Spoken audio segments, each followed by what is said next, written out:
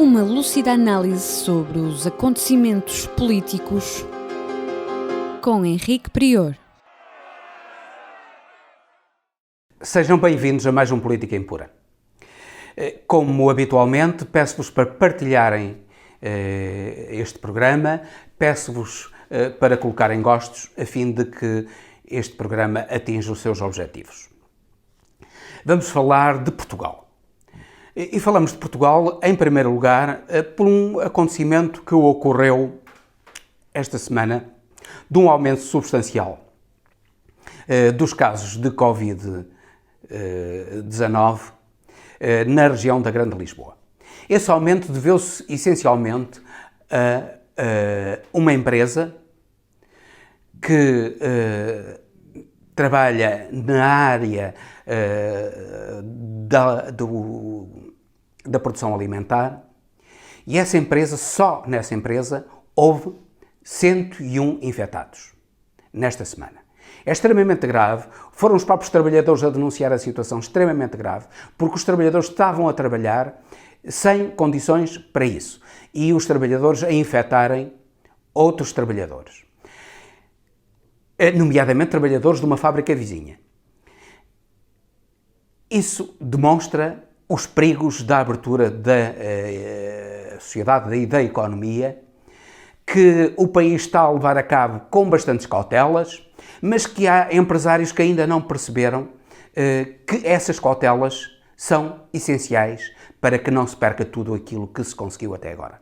Portugal conseguiu obter o aplauso da generalidade dos países da União Europeia, e a nível mundial é um país que pode ser apontado como um exemplo de eficiência no combate ao Covid-19, e esta abertura com empresários assim pode deitar tudo a perder. É importante que o Governo tome as medidas firmes para punir situações deste género.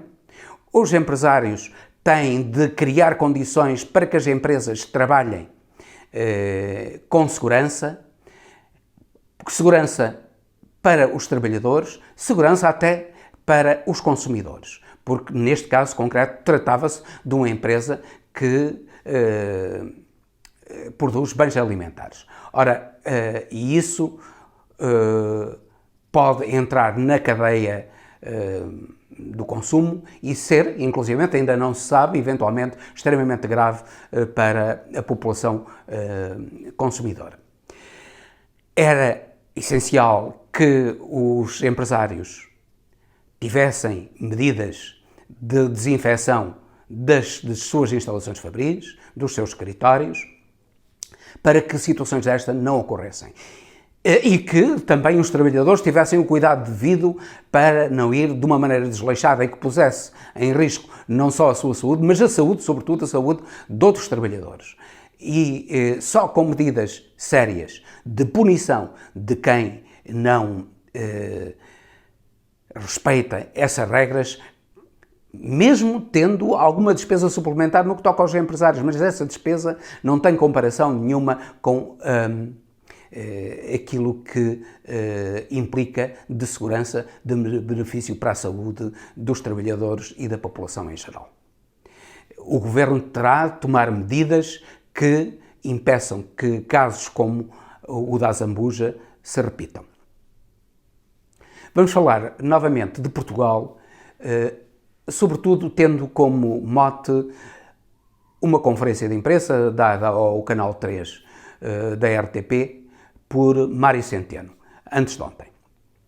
Mário Centeno, antes de ontem, veio ao canal da RTP dar uma mensagem, ao Canal 3, dar uma mensagem de esperança na União Europeia e na solidariedade europeia, dizendo que iríamos ter empréstimos para combater o Covid-19 a juros muito baixos, não falou nos prazos, mas deu a entender que seriam prazos longos, e queríamos ter subvenções. Ora, ontem aquilo que se verificou foi que numa reunião do Eurogrupo, do qual é presidente precisamente Mário Centeno, aquilo que se verificou nessa reunião foram decisões completamente contrárias àquilo que disse Mário Centeno. No Eurogrupo decidiram-se os termos em que o Mecanismo Europeu de Estabilidade iria financiar as economias europeias e decidiu-se que esse financiamento seria através de empréstimos, que é o normal do Mecanismo Europeu de Estabilidade, mas que esses empréstimos seriam apenas a 10 anos. Repare-se que a Itália pedia 80 anos, que a Espanha pedia que os empréstimos fossem perpétuos.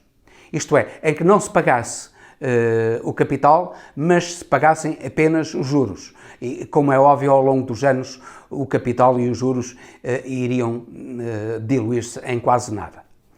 Ora, aquilo que o Eurogrupo decidiu ontem foi empréstimos a 10 anos, com uma taxa de juro que rondará o 1%. Esse 1% é dividido em várias parcelas. Uma das parcelas será o preço que o próprio Mecanismo Europeu de Estabilidade irá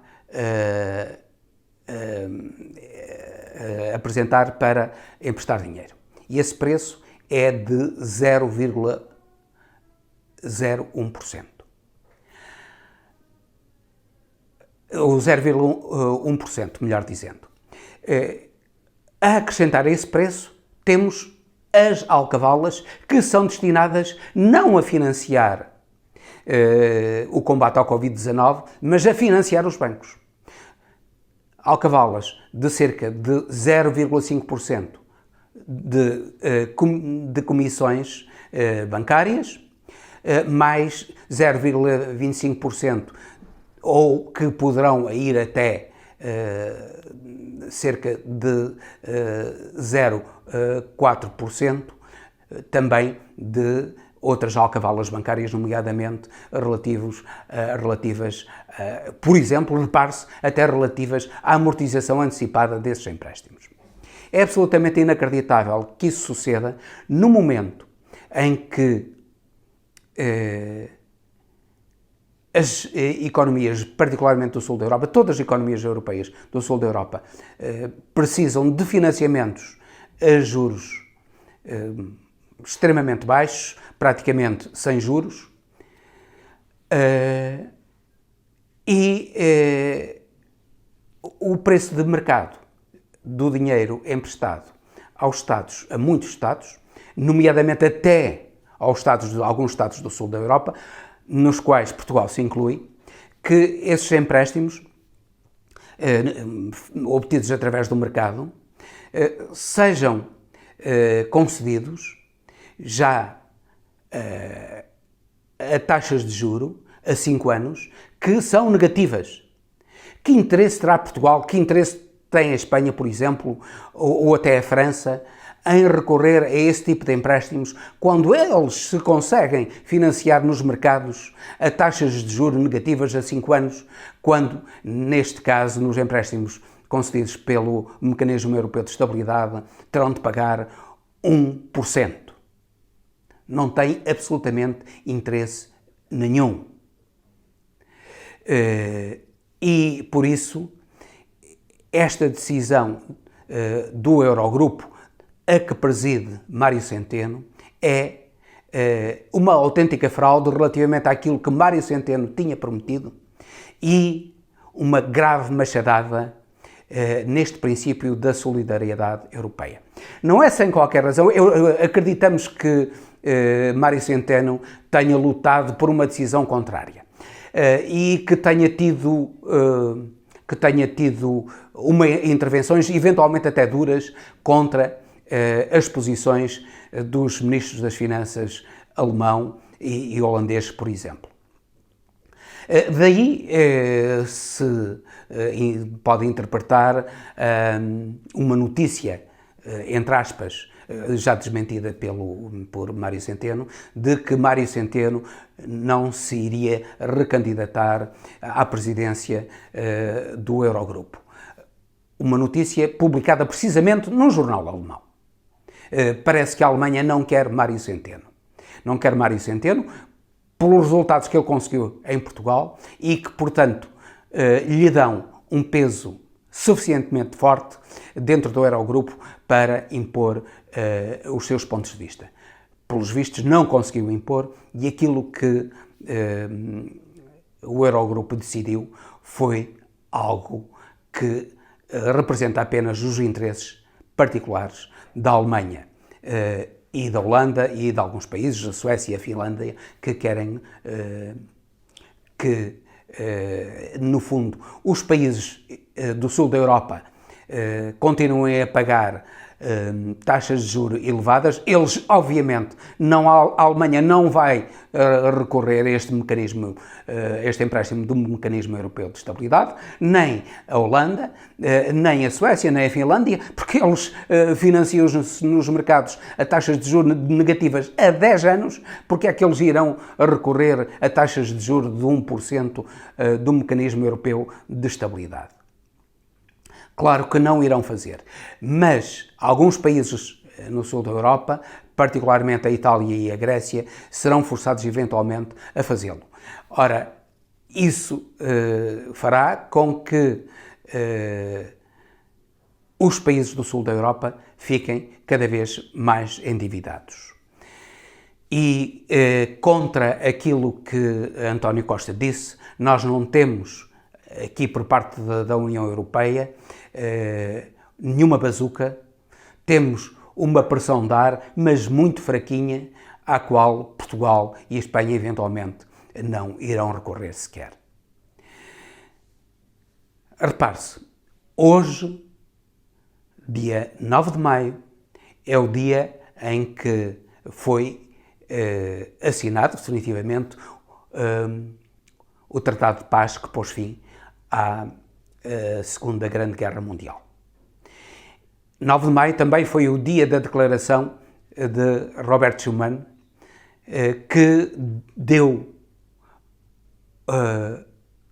origem à criação daquilo que é agora a União Europeia, que antes foi apenas a Comunidade Económica Europeia, uma comunidade nas economias dos Estados europeus. Avançou muito para além da Comunidade Económica Europeia, mas Robert Schuman tinha uma palavra na sua declaração extremamente importante, a palavra solidariedade. E é essa palavra que não está a ocorrer agora dentro da União Europeia. Certamente que por influência e com o receio até de uma interpretação do Tribunal Constitucional alemão, que ainda esta semana decidiu que as compras de dívida, o chamado quantitative easing por parte do Banco Central Europeu, tinham violado o princípio da proporcionalidade. Isto é, tinham sido muito maiores do que a necessidade da Europa e dos países europeus em geral tinham. Ora, esta decisão do Tribunal Constitucional alemão significa apenas que a Alemanha está confinada aos seus interesses particulares, que repudia qualquer atitude de solidariedade. E repare-se que esta decisão do Tribunal Constitucional alemão é até juridicamente aberrante. E é juridicamente aberrante, e nós entendemos-la mais como uma decisão política do que como uma decisão jurídica, é juridicamente aberrante pelo seguinte, é que se há momento em que há uma desproporção no funcionamento das economias da União Europeia, não só da União Europeia, mas a nível mundial, mas particularmente no que nos interessa da União Europeia, é este momento que decorre da tragédia do Covid-19. Esta tragédia, este fechamento das economias europeias é completamente desproporcional. E, portanto, a esta desproporção seria necessário recorrer, face a esta desproporção, seria necessário recorrer a ações completamente desproporcionais no que toca ao passado, mas proporcionais no que toca ao momento presente e ao futuro que se avizinha, porque as coisas não irão melhorar substancialmente dentro de ano e meio. Provavelmente 2, 3 anos serão absolutamente necessários para se retomar a normalidade. O Tribunal Constitucional Alemão sabe, não pode ignorar isto. Trata-se de uma situação desproporcionada, que requer medidas desproporcionadas. E só uma interpretação ultranacionalista e em linha com as reivindicações da extrema-direita alemã, de que a senhora Merkel tem receio, só uma interpretação da Constituição alemã nesse sentido e da situação da Europa nesse sentido podia implicar essa decisão extremamente gravosa. A senhora Lagarde já veio dizer que o Banco Central Europeu não obedece ao Tribunal Constitucional Alemão e que apenas obedece ao Tribunal Europeu do Luxemburgo. Mas, se isso é verdade, não é menos verdade que a Alemanha tem de decidir dentro da União Europeia de acordo com as decisões do Tribunal Constitucional Alemão. E, portanto, a senhora Merkel está a ser pressionada pelo Tribunal Constitucional Alemão de uma maneira extremamente gravosa para o futuro da União Europeia. Ora, é curioso como é que o ex-ministro das Finanças, e tão criticado, aliás, Wolfgang Schäuble, veio criticar ele próprio essa decisão do Tribunal Constitucional Alemão, dizendo que essa decisão vai contra os princípios da solidariedade e contra o próprio princípio da proporcionalidade que o Tribunal Constitucional Alemão diz defender. E isso é verdade.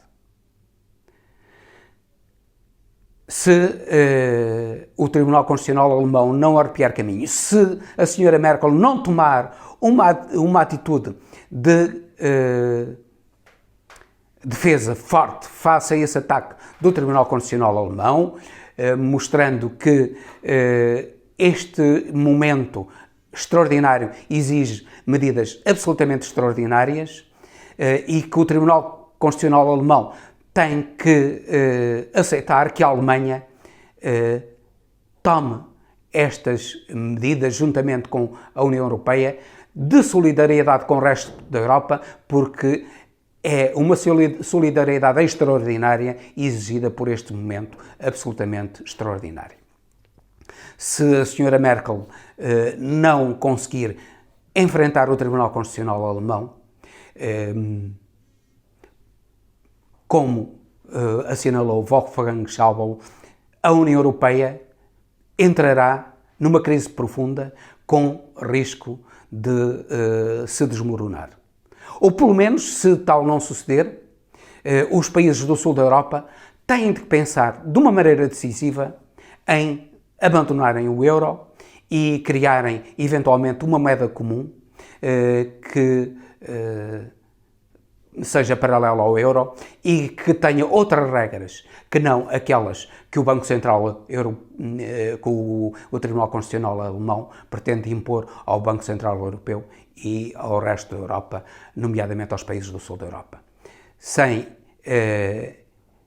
o lançamento de dinheiro para a economia, repare-se, o Tribunal Constitucional Alemão não ignora que os Estados Unidos da América lançaram 6 bilhões já de dinheiro dado sobre a economia, dado, sem juros e sem haver lugar à restituição do dinheiro entregue. E Trump, apesar da sua loucura, tem pelo menos esta lucidez de dizer que poderão ir mais 6 mil milhões ou melhor, 6 bilhões de dólares para a economia, portanto, prefazendo 12 bilhões de dólares. Na União Europeia, nada disto sucede. Decidiu-se já há bastante tempo, o Conselho Europeu, isto é, o conjunto dos primeiros ministros e chefes de Estado da União Europeia, que iria haver lugar a mecanismos de combate a esta crise, mas até agora nada foi decidido pela União Europeia em concreto. Continua-se a discutir e continua-se a não atentar aos gravíssimos problemas que a União Europeia está a enfrentar. Ora, estamos no momento em que a Europa tem de se repensar a si própria, sob pena de os países do Sul, particularmente os países do Sul, se interrogarem se vale a pena continuarem, pelo menos no euro, já não digo na Europa, mas pelo menos no euro, que tanto prejudica as suas economias. Na Itália, a população é maioritariamente, esmagadoramente maioritária à saída do euro e maioritária até com 62% para a saída da União Europeia. Se a Alemanha não atentar nisto, não perceberá nada do que está a acontecer na Europa e continuará com a sua arrogância, que é exemplificada pela arrogância e pela cegueira face à realidade do Tribunal Constitucional alemão, em prejuízo não só da Europa, mas também dela própria. Foi hoje posto fim à tragédia da Segunda Grande Guerra Mundial. Parece que a Alemanha quer destruir aquilo que já destruiu em 2 guerras e que tanto custou a construir até agora. Não podemos deixar de falar também muito brevemente no Brasil por 2 razões. A primeira razão é inacreditável entrevista da Secretária da Cultura, Regina Duarte. Essa senhora, deviam dizer, ela diz que trazer à colação a ditadura implantada a partir de 1964 no Brasil e os crimes dessa ditadura é trazer mortos às costas. Não. Deviam dizer-lhe não. Ela é que quer trazer mais mortos às costas para o Brasil. Já está ela e Bolsonaro já estão a trazer mortos às costas no Brasil. Já estão a criar uma tragédia no Brasil. Mas estão com vontade, pelos vistos, de somar a esses mortos da Covid outros mortos de uma ditadura que ela própria terá de carregar às costas se essa ditadura for levada a cabo, como pretende Bolsonaro, que apela à intervenção dos militares e, novamente, ao ato institucional número 5. É incrível como é que a esquerda não pretende a demissão dessa senhora, cuja inteligência nessa entrevista mostrou ser de uma galinha. Essa senhora, é inacreditável como é que ela está à frente de uma Secretaria de Estado, do Ministério da Cultura. É absolutamente inacreditável. E também é inacreditável como é que um ministro que se diz da Educação chama filhos da puta aos juízes do Supremo Tribunal Federal do Brasil. Vale tudo para esta extrema-direita brasileira. E, infelizmente, a esquerda não está a atuar. É que foi um crime chamar-lhes filhos da puta, Eles podem ser criticados, não estão acima de críticas. Há liberdade de crítica, felizmente, e eles têm sido criticados, e muitas vezes, e com muita razão. Mas agora, chamar-lhes filhos da puta é absolutamente inacreditável, sobretudo no Ministro da Educação. É inacreditável também como é que a esquerda continua parada, sem se manifestar de uma maneira frontal no Congresso dos Deputados, no Senado, a fim de exigir, mas exigir com firmeza a demissão do Ministro da Educação e a demissão dessa indivídua que ocupa o lugar de Secretária da Cultura, que não faz nada a não ser dizer asneiras, que tem, afinal de contas, um cérebro de galinha. Esperamos que a esquerda brasileira perceba que é a altura de reivindicar de uma maneira decisiva a demissão dessa gente que tanto prejudica o Brasil e que está a destruir este país e a sua imagem no estrangeiro. E com isto despeço-me, até ao próximo Política Impura, pedindo que partilhem este programa, que coloquem gostos no YouTube, na radiotransforma.net, no Facebook e noutras redes sociais.